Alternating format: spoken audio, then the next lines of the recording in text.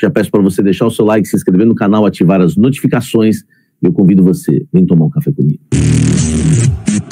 É muito jogador ruim achando que é bom. Por exemplo, o Yuri Alberto. Por que ele bateu aquele pênalti daquele jeito? O Yuri Alberto, cara, é um jogador comum para fraco, que acha que é craque. E não joga nada. Tem uma arrancada que o dia que acabar com aquela arrancada e aquele chute de velocidade, acabou para ele. O dia que ele não tiver mais físico, ele não joga bola mais. O Romero querendo dar letrinha, como disse aí o malandro, o Bidu deu um calcanhar. A gente ganhando por 1-0, final da partida, né, quase encaminhando para o final da partida, o Bidu dá um calcanhar no ataque, arma um contra-ataque pro Inter. Ô Bidu, menos, vai continuar escondido aqui, ó. Não vai aparecer. Sabe? O problema do Corinthians hoje é isso, né? O Hugo acha que é ídolo, o Mateuzinho acha que é craque. Vocês viram a campanha? Vocês viram a campanha na transmissão da Amazon pro Mateuzinho pra seleção? Acordem, velho. Se vocês gostam do Mateuzinho, se o Mateuzinho é legal com vocês, legal, meu irmão. Chama o cara pra jantar, vai tomar um vinho, sei lá o que vocês gostam de tomar, né? Vai tomar uma cervejinha, faz o que vocês quiserem, entendeu? Mas o Mateuzinho não é jogador de seleção. Não é jogador de seleção. Sabe? A gente tem que acordar, porque o grande problema do Corinthians é esse. O Kaká é ruim, esse daí é ruim. Entendeu? Esse é ruim. Não tem jeito. O Rian, pô, o Rian é horroroso. O Rian é horroroso. Se eu começar a falar, eu vou parecer arrogante, eu vou parecer mal educado, eu vou parecer um cara que não tem amor pelas pessoas, mas eu tô aqui como analista de futebol, eu vou mentir para um público. O Vitinho ficou até o final da partida, eu vi na transmissão da Amazon, alguém lá, algum comentarista elogiando o Vitinho. O Vitinho foi horroroso no jogo. O Vitinho errou quase todas as decisões no jogo. Às vezes eu fico pensando, que jogo que eu assisto? Será que eu não assisto o mesmo jogo que esses caras assistem? De transmissão de TV? Pô, o Vitinho, vocês gostaram do Vitinho? Pelo amor de Deus, velho. O Vitinho errou quase tudo, meu irmão. O Vitinho só no primeiro tempo, ele tinha que ter dado 2 bolas pro Guinegão ter matado o jogo. E ele não tocou, ele quis ele decidir. Ah, velho. Sabe, e elogiaram o Vitinho. Né, eu tô vendo aí, ó, 10 falando que jogou mal e um falando que jogou bem. Entendeu? Não dá, meu irmão.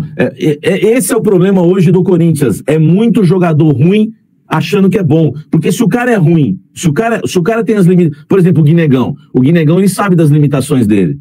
Pô, ele faz o básico que resolve. Cruzamento na área, cabeceia, gol. Ele não tenta dar um voleio. Se é o Yuri Alberto, o Yuri Alberto já fez tão...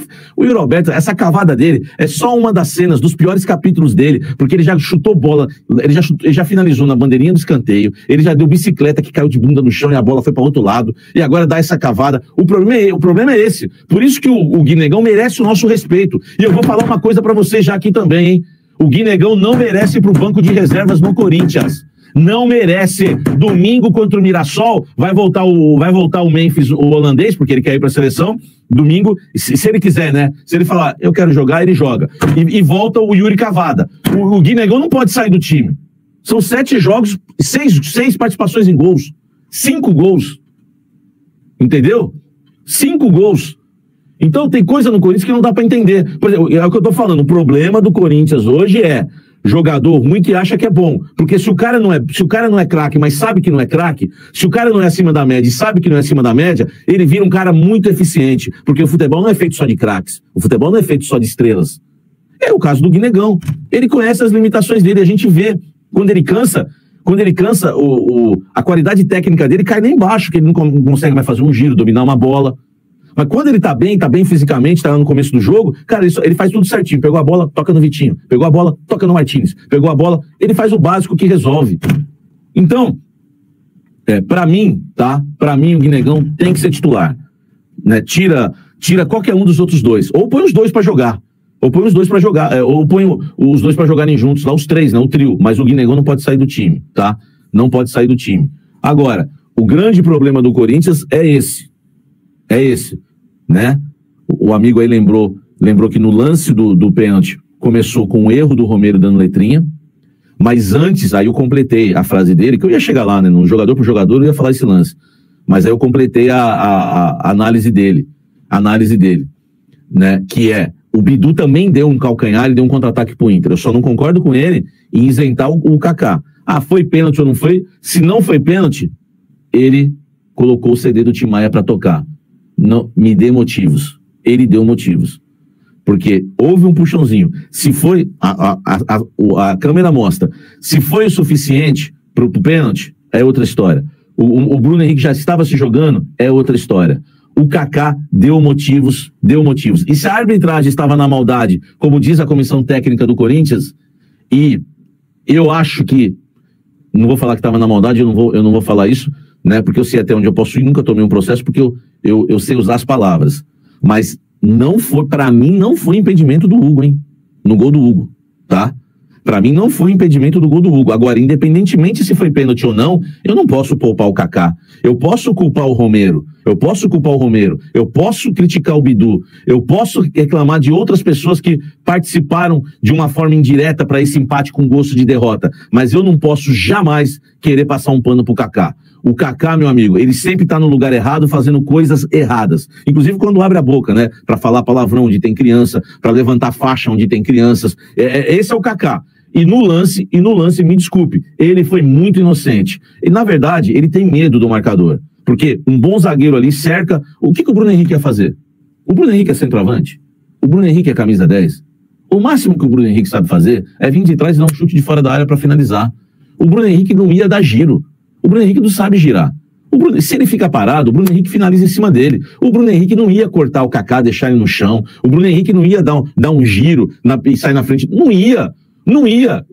Pô, o cara vê um volante na frente dele e sai todo estabalhado daquele jeito. Ele deu motivos. No mínimo, ele deu motivos. Então, eu não vou passar pano pro Kaká. Tô injuriado com a arbitragem? Estou levantando uma tese que poucos levantaram. Pra mim, não foi impedimento o gol do Hugo. Era 2-0 ali, ó. Acabou, morreu. O Corinthians faria até o terceiro, talvez, tá? Mas não dá, não dá pra gente isentar o Kaká de culpa, mesmo que o Romero tenha sido culpado no início do lance, mesmo que o Bidu tenha também quase entregado minutos antes, não dá pra gente também isentar o Kaká de culpa, mesmo que o árbitro esteja na maldade, porque ele estava ali pra fazer a cena do crime. É impressionante, ele estava ali na cena do crime mais uma vez. É o segundo pênalti que o Kaká lasca com o Corinthians no Campeonato Brasileiro, porque se vocês não se recordam, ele fez um pênalti contra o Red Bull Bragantino e o Corinthians perdeu o jogo, tá? Não é a primeira vez, toda hora, todo estranho no lance. Ele tem problemas de virar o corpo, problemas de posicionamento, problemas técnicos seríssimos, tá? Seríssimos. E, né, o Kaká, no final, acaba, né, entregando, e o Fabinho Soldado, né, tem muita gente culpada, né, o Dorival não tinha que ter deixado o Kaká no jogo, não tinha nem que ter escalado, né, tá, que isso, água adulterada, água com gás e veio sem gás, que estranho, hein, não vou nem tomar isso aqui, meu amigo, né, que é isso? Então, gente, vamos analisar esse jogo aí desde o início, né? Parabéns, Fabinho. Devia ter colocado o Fabinho na enquete também, né? Que contratou o Kaká, né? O Kaká, né? Essa é a verdade, hein? Água com gás aumenta a pressão, gordinho. Mas é bom, água com gás eu gosto, né, velho? Eu gosto. Like, pessoal, quase 5 mil ao vivo. A gente já tava com mais de 5, né? Vambora, vamos falar desse jogo, né? Vamos lá. Daqui a pouco eu vou trazer os números do Corinthians com o Kaká, tá? Em campo, né? Com o Kaká em campo. E cai muito o aproveitamento do Corinthians com o Kaká em campo, tá? Eu vou trazer os números para vocês daqui a pouco.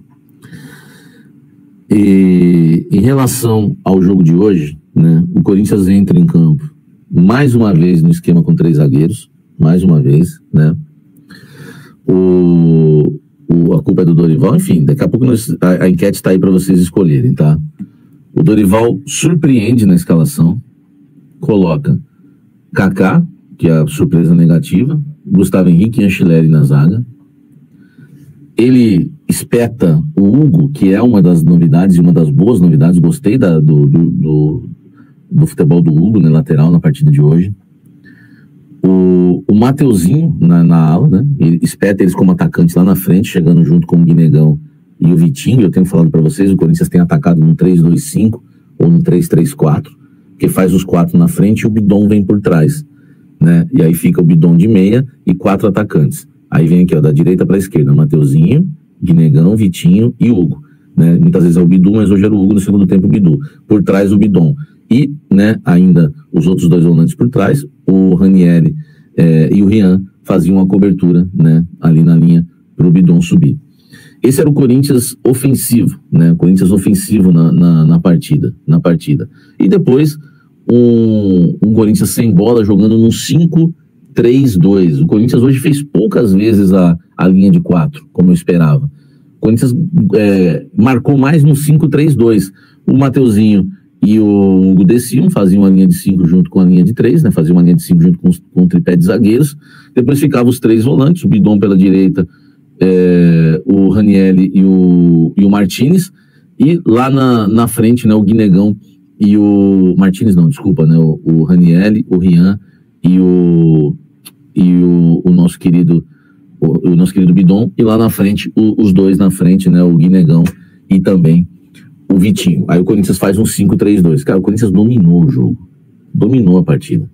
Como o Corinthians dominou o Flamengo no primeiro tempo, o Corinthians dominou o Inter no primeiro tempo. O Corinthians fez um golaço, começando com o Anchileri, né? Passa pelo Ranieri, né? Invertida de bola pro Mateuzinho. O Mateuzinho cruza na área. Dentro da área, se passa pelo Guinegão, o Hugo faz o gol, que ia ser de lateral para lateral.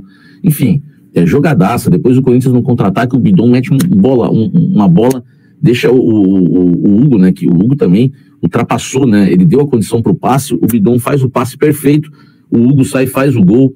Para mim não estava impedido, né? O Corinthians teve até outras 2 chances com o Vitinho, poderia ter ampliado o marcador no primeiro tempo, tomou um gol, né? Que para mim corretamente, né? Estava em posição de impedimento, né? O gol do Inter, vence o primeiro tempo e no final do primeiro tempo acontece algo ali que é bem estranho, né? O Kaká, ele recebe o cartão amarelo e eu imaginei que o Dorival Júnior, né? Que o Dorival Júnior não voltaria, né? Não voltaria com o Kaká para o jogo. Essa é a verdade. Eu, né, entendi que ele não voltaria, porque, pô, o cara já tem as suas limitações, né? O cara já tem as suas limitações. Aí você fica pensando assim, pô, ele não vai voltar com... E olha aí, fiel corintiana, infelizmente o Timão apenas empata contra o Internacional no estádio Beira-Rio, né? Em um jogo, né, onde esse resultado teria sido bom dependendo do contexto, né? Mas como foi um pênalti que não existiu, né? O Timão estava ganhando de 1-0 e aí acabou recebendo um pênalti inexistente. O resultado acaba sendo aí bem decepcionante para a fiel torcida, né? A gente sabe aí que foi um pênalti injusto. Isso não muda o fato de que o Kaká errou, né? É um jogador que talvez não entre mais em campo pelo Corinthians. A fiel inteira tá com muita raiva dele aí, né?